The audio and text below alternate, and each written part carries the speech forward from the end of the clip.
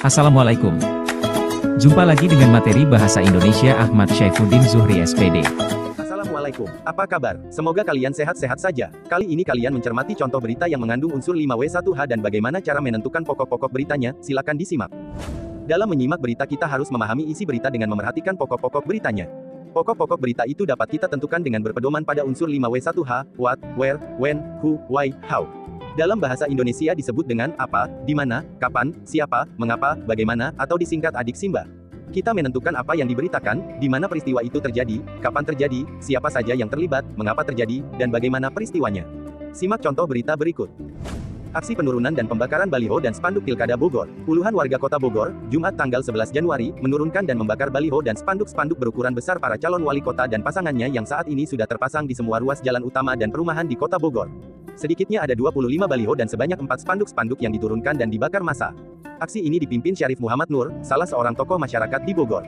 Mereka melakukan aksi ini karena menganggap baliho dan spanduk-spanduk itu telah mengganggu pemandangan dan belum tiba saatnya untuk kampanye Pilkada Bogor yang baru akan berlangsung April tahun 2009 mendatang. Dalam aksinya, massa secara beriringan memutari seluruh area kota Bogor dan menurunkan satu persatu baliho dan spanduk tersebut. Dari puluhan baliho yang diturunkan dan dibakar itu, banyak diantaranya memampang wajah Dodi Rosadi, yang kini masih menjabat Sekretaris Daerah Kota atau disingkat Sekdakot Bogor, mendampingi wali kota sekarang, Diani Budiarto. Ini kan belum saatnya. Selain itu juga merusak keindahan kota dan pemandangan. Seharusnya Pak Dodi selaku Sekda, paham hal ini, kata Nur. Pokok-pokok berita tersebut adalah apa? Berita tersebut tentang penurunan dan pembakaran baliho dan spanduk-spanduk berukuran besar para calon wali kota.